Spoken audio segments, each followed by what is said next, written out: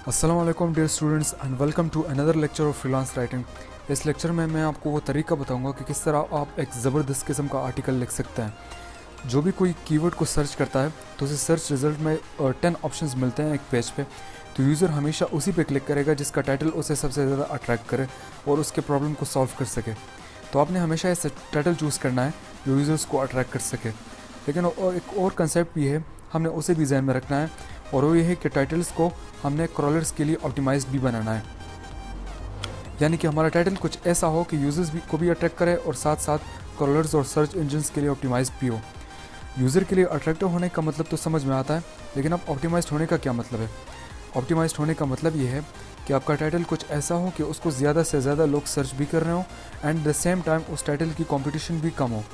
लेकिन याद रखिएगा, टाइटल जो होता है वो मोस्टली क्लाइंट्स ने खुद ही देना होता है हमें, और client most of the time एक एक्सपर्ट ब्लॉग ओनर होता है।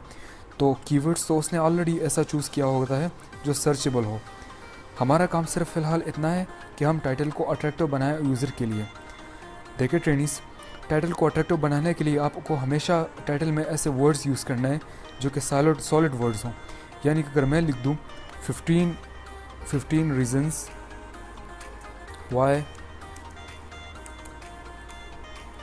you should start learning freelancing, और दूसरी तरफ मैं ये लिख दूँ why you should learn freelancing। अब आप इन दोनों टाइटल्स को देख लें, इनमें से कौन सा वाला आपको ज़्यादा अट्रैक्टिव नज़र आ रहा है? ऑब्वियसली पहला वाला, क्योंकि इसमें जो है मैंने 15 का वर्ड यूज़ किया हुआ है और 15 एक नंबर है। तो नंबर जो होता है वो आप जब यूज़ करते हैं तो ये भी पावर वर्ड्स में आता है और आपके टाइटल को ज़्यादा अट्रैक्टिव बनाता है। तो आपने कोशिश करनी है कि अपने आर्टिकल्स में ऐसे अल्फाज यूज़ करें जो डायरेक्टली रीडर की अटेंशन को ग्रैब कर सके। इसके लिए आप नंबर्स का इस्तेमाल कर सकते हैं और आप पावरफुल एंड सॉलिड वर्ड्स का यूज़ कर सकते हैं। जैसे कि मैं लिख देता हूँ ultimate guide to write an SEO optimised article. तो यहाँ पे आप देख सकते हैं ये जो अल्टीमेट का वर्ड मैंने यूज़ किया है ये भी एक पावर वर्ड है। ये डायरेक्टली जो है रीडर के अटेंशन को ग्रैब कर लेता है। तो आप इस तरह के अल्फाज को आपने हमेशा यूज़ करना है अपने आर्टिकल में। यहाँ पे मैं एक और एग्जांपल से आपको समझा लेता हूँ। Practical steps to be confident in your life. देख सकते हैं प्रैक्टिकल स्टेप्स, ये जो प्रैक्टिकल स्टेप्स का वर्ड है ये पावर वर्ड है। तो ये जो है इस टाइटल को अट्रैक्टिव बना रहा है। तो इस तरह के आपने कोशिश करनी है कि आप अपने टाइटल में ऐसे ही अल्फाज डालें जो कि आपकी रीडर की जो अटेंशन है वो डायरेक्टली ग्रैब कर ले। अच्छा, तो ये तो हो गया आपका टाइटल। अब आते हैं आर्टिकल राइटिंग की तरफ। तो आपने वो वाली वर्ड फाइल ओपन करनी है जहाँ पे आपने अपनी रिसर्च करी थी, और उसी रिसर्च को आपने अपने वर्ड्स में लिखना है। इट्स दैट सिंपल, और कुछ नहीं करना, बस जो डाटा आपने रिसर्च की थी उसको नीचे से उसको अच्छे से अल्फाज में आपने रीराइट कर देना है और आपका आर्टिकल तैयार हो जाएगा। आप देख सकते हैं मैंने यहाँ पे हेडिंग्स डाली हुई है, सब हेडिंग्स जो है वो सारी डाली हुई हैं, बुलेट पॉइंट्स डाली हुई हैं। तो इन सब को जो है आपने रीराइट करके अपने अल्फाज में लिख देना है और आपका आर्टिकल जो है वो कम्प्लीट हो जाएगा। अच्छा, मैं जो है आपकी आसानी के लिए इस जुमले को रीराइट कर देता हूँ। Find out how to prepare new dishes that provide variety and flavour. इसको मैं ऐसे भी लिख सकता हूँ, search for some best strategies to add nutrition and variety to your diet. अब इस वाले जुमले का जो है सेम टू सेम वही मतलब है जो पहले वाले जुमले का था, बस वर्डिंग चेंज है। इसी तरह से आपने सारी आर्टिकल को रीराइट कर देना है। के साथ कुछ ऐसी टिप्स शेयर करने वाला हूँ जिनको यूज़ करके आप अपने आर्टिकल को मज़ीद बेहतर बना सकते हैं, उसे इम्प्रूव कर सकते हैं रीडर्स के लिए भी और सर्च इंजन्स के लिए भी।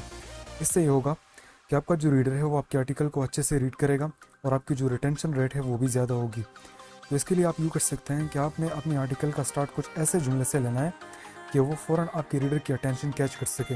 जैसे कि आप फर्स्ट सेंटेंस में कोई क्वेश्चन पूछ सकते हैं। फॉर एग्जांपल मैं यहाँ पे लिख देता हूँ, want shed your extra kilos and look smarter।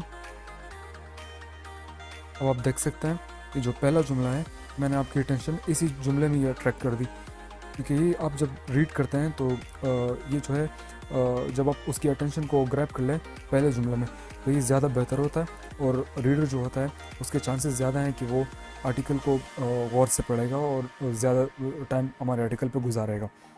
अच्छा, तो दूसरा टिप जो मैं आपको देना चाहता हूँ वो ये है कि आपने हमेशा कोशिश करनी है कि आप अपनी आर्टिकल को कुछ ऐसे अल्फाज में लिख लें कि वो कन्वर्सेशनल हो और रीडर जो है वो ऐसा फील करे that if you are talking to him. Conversational article का फ़ायदा ये होता है कि रीडर आपकी सारे पॉइंट्स को पर्सनली ले लेता है और उनकी साइकोलॉजी पे इफेक्ट पड़ता है that they love to read what they have written, what you have written. आपने आर्टिकल को कन्वर्सेशन बनाने के लिए आपने लिटिल बिट इनफॉर्मल रहना है अपनी वर्ड्स में। जैसे कि अगर मैं यहाँ पे लिख दूँ balanced lifestyle and nutritious diet are the key to healthful living and better weight. अब आप इस जुमले को देखें, ये जुमला है, ये फॉर्मल सा जुमला है, स्ट्रेट फॉरवर्ड सा। अब आप इस नेक्स्ट वाले जुमले को देखें, if you want to stay healthy and keep your weight in check, just remember to eat right and live well। अब ये वाला जुमला है जो सेकंड वन जो है ये थोड़ा सा ज़्यादा कन्वर्सेशनल लग रहा है as compare to the first one.